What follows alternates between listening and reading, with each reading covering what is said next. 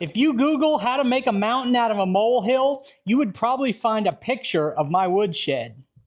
And I'm pretty embarrassed about it, but what I'm realizing is that it's not going to get any better unless I go out and work on it. So I've got several things I wanted to talk about today. I thought instead of just talking, why don't I make some incremental progress while I'm doing my storytelling? So the woodshed is a pretty simple build, really, and I got it about 2/3 of the way done and then just got distracted and quit working on it. And I had some excuses, but that's all they were, is excuses. Now, in the meantime, I've let it become a big mess because I had this rock area here and I expanded that out so that this woodshed would be setting on a rock pad, but I was trying to save money and I didn't get my rock thick enough and weeds have come up through it because I haven't been down here. So today we're going to do a little cleanup down here. We're going to mill some lumber and we're going to get back to work on this thing. So while I'm working on this, I've got a bunch of things I want to talk about. One of those is why I still don't have my tractor. There's a big problem going on right now with TYM parts availability. Another problem is I went through a very public situation last year where I was having health problems, and I came on this channel, said I'm vowing that I'm going to lose weight and get healthy, and I had a great success with that. And now I'm going the other way. I'm putting that weight back on, and it's a problem, and it's got me mentally, it's really had me down lately, and something I've been dealing with. And I've got a few other things on my mind. So right now I want to just get some work done, and then as we go, we'll talk about it.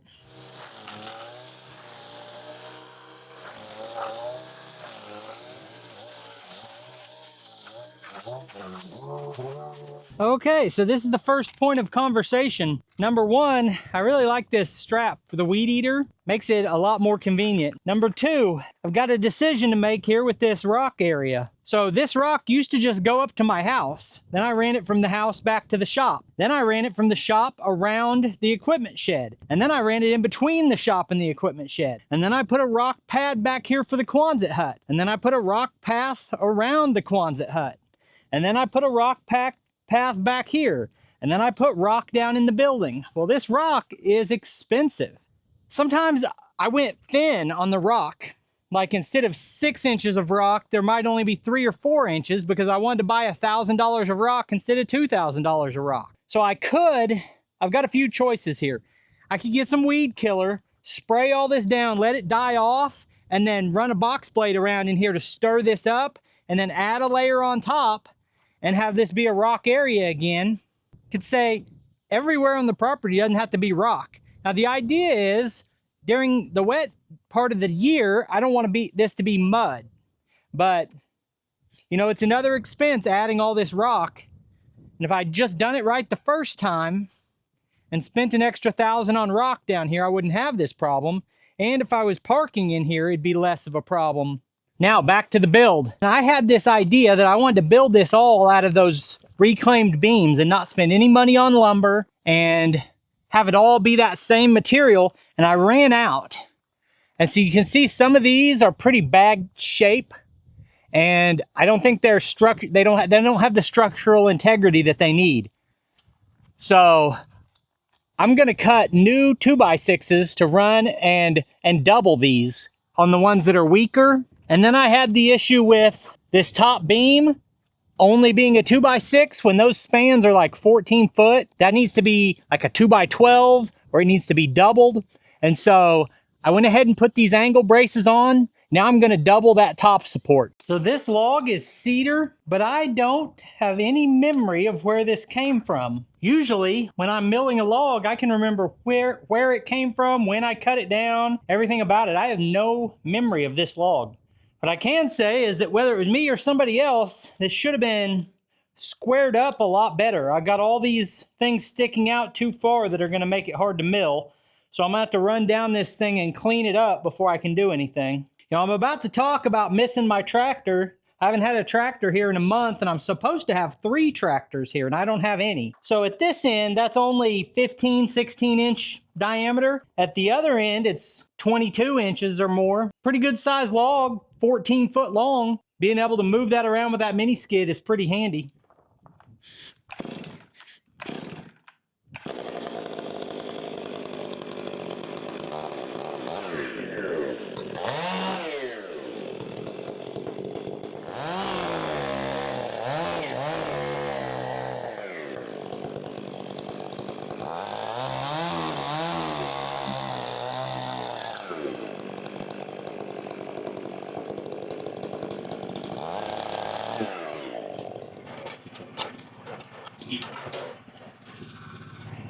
So I guess the first point I want to talk about is, why don't I have a tractor? So if you guys follow the channel, you saw that almost 4 weeks ago, the door busted out of my tractor, and I just happened to be up close to my dealership. And I called them, and they said, yeah, replacing doors is one of the most common failures we see, and we can normally get a door shipped in within a week to 2 weeks. As a matter of fact, we might have one in stock. So I took the tractor over and dropped it off and said, we do have a door in stock, but it's for the other side. So we'll have to order you a door. And he said, that'll probably take about 2 weeks. Well, like I said, we're at about 4 weeks now. And if you go on Facebook to any of the TYM groups, there's a lot of dialogue going on right now about parts availability. Because in general, I would say TYM has been pretty good about getting parts for all of their tractors in a timely manner. But that has not been the case for the last month, and maybe not for the next month. And I've talked to several different people who have some kind of inside knowledge about it, and gotten a couple different versions of the story, but essentially, TYM had multiple parts warehouses in the U.S., and they consolidated those, and basically moving everything, they had to relog all of the parts inventory, and it has led to these delays. So it's frustrating. It's a negative mark on the service I'm getting, but I just describe what's happening and how it's happening and try to be unbiased about it. So right now, parts from TYM are moving slow, but they assure me as a company that this is temporary, and hopefully that's the case and I get my tractor going again soon. Now, for you guys who really watch all the videos, you've also heard me talk about the fact I'm supposed to be taking delivery of 2 mystery tractors that are going to be here on a short-term demo type of arrangement. These are not TYM or Branson or Bad Boy tractors. They're a brand that I have not got much time running. So I'm really excited about the opportunity to learn more about these tractors. Now, they were supposed to be here about a month ago, but after we came to an agreement on this arrangement, I requested additional hydraulics be added to the tractors, and I don't know where they're coming from, but that's put a little bit of a delay in that process. So, just one of those things, it is what it is. Okay, a couple notes here. Number one, for some people, they get really excited about this wood. It is absolutely beautiful.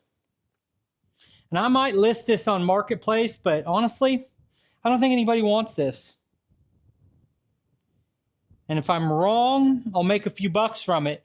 But like all of this stuff, it's like, you know, this is out here and it's dirty and weathered. But if you sanded this and put stain on it, this is, a lot of it is walnut, you know, cedar, there's some oak, different species mixed in here. But it's beautiful stuff, but I have no use for it. What am I going to do with that live edge? So I end up using it like scrap. Now that I'm talking about it, I think I will do a test with this, and I'll put those 1-inch cedar slabs on Marketplace and see if anybody bites on it. Now, people also ask me what I do with the sawdust, and I'm usually finding holes on the property and then filling those in, like low spots where the yard's uneven, and that will decompose and grass will grow over it and it'll level your yard out. So here's examples of that. This is really, really rough, where I built this pad up next to the Quonset hut to make it easier to mow. Got all these holes. I just put a bucket full in here and a bucket full there. And then you can see right here that from where my foot is right now to here, there's a 4-inch drop right there.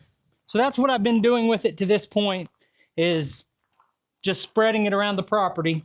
Here's another reason I don't get anything done. I'm always changing directions in the middle of the project because I've been saving a stack of cedar logs over there. Like I said, I didn't remember where this one came from, but I've got a bunch of them. I was saving those thinking cedar is a really nice looking wood. I'll save them for a project. And then I said, you know what? Those are setting in the way. Weeds are growing up around that pile. I need lumber for my shed. Why don't I just cut them up and use them for the shed? Cedar's not an ideal building wood, but it's reinforcing those existing joists. It'll be fine.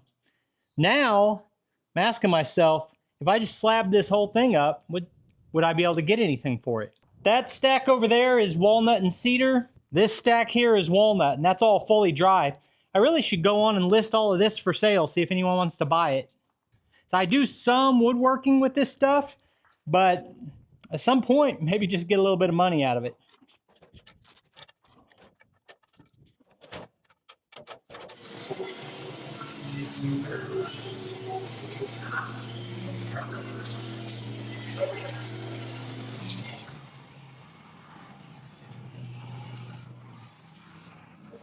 So if you pay attention to the rails on the sawmill while I'm actually cutting, you'll notice that they're moving up and down. That's because I set this up and leveled it on blocks, and then over time those blocks have gotten knocked out from under the legs, and it's not supported correctly. And I kind of knew that was an issue, but I didn't know how bad it was until I'm re-watching the footage. What's really surprising to me is that this sawmill does not have a rigid frame like some of the more expensive mills. It's a bolt-together frame. And without it being properly supported and leveled, I would expect my cuts to be wavy and inconsistent, and for my cant to not be square. And none of that happened. So I'm making 2x6s out of this log. And when I get down to the very last cut, it's not 1.5 inches. When I say 2x6, I'm doing 1.5 by 5.5. So lumber yard or hardware store, dimensional lumber sizes. And I get down to the last slab, it's about 1 inch thick, and it's 1 inch thick at both ends. It was still pretty darn square for a rough cut mill. So at this point, I've got it down to 8 boards that are each 2x12. And I cut those in half, and I got 16 2x6s. And these are 14 foot long. Now, there are several different reasons or excuses I've already talked about for why it took me so long to come back to working on this project. And one of them is I've been a full-time babysitter for my grandkids this summer, and that's really slowed things down. But really, before that, the holdup was I needed 2x6s 14 foot long, and I didn't want to buy them. But I didn't have any logs that were 14 foot long. So finding this log has solved that problem. And part of me does really regret taking such beautiful lumber and using it for structural lumber. But one thing I've learned about having a mill for this long is that a board is only worth what someone is willing to show up and pay you for it. And you can love the look of cedar, but if you don't have a project and you're not actually going to use it, it's not worth much of anything. So I'm listing some of that on Marketplace, and I'll see if I can sell any of it, because I have several more cedar logs that I have to decide what I want to do with. But I'm thinking I might just go ahead and use those other cedar logs for siding on the shed. The last topic I want to talk about is the health problems I've had. And it's really not something I would ever think I would talk about on YouTube, because it's just a personal thing and it doesn't provide any value to you guys. But I've been getting questions and comments about it, and I made a big deal about my success. So just ignoring a failure or pretending it doesn't happen just doesn't sit right with me. So 18 months ago, I was 285 pounds. I had high blood pressure, and it was causing me a bunch of other health problems. I couldn't sleep. I had acid reflux. and I was out of breath easily. And I went on the carnivore diet, which is essentially 0 carbohydrates. And I found that diet really easy to stick to. I felt healthier than I had in a long time. I lost 85 pounds. I got all the way down to 200 pounds even. And for a year, I followed that protocol perfectly and got great results. And then I decided I was pretty much at my goal weight and a healthy weight for me, so I decided to introduce some things that I was missing, like still low carb, but more processed foods like protein shakes and protein bars and different things like that. And that has not worked for me at all. And I went from 200 pounds back up to 235 pounds now. And I'm starting to get those same health problems that I had before. And I've got to do something about it. But I'm having a hard time getting myself back onto that healthy eating regimen that I was on before. So, there's no moral to this story. I'm just telling you where I'm at. And I've got to figure out an answer for it. Coming out here and doing this feels like it's silly and pointless. Like, what did I really accomplish? Not much. But mentally, this is moving again. And I was held up for a long time because I needed 14-inch boards up here, 14 foot. And I didn't have any logs 14 foot long. And then I found one. And I'm moving again. And I've already got my purlins for on top. I've already got some tin. I'm ready to start making some real progress. So I appreciate you taking time to watch this video. I'll put links on the screen to a couple more of our videos. I'll see you next time.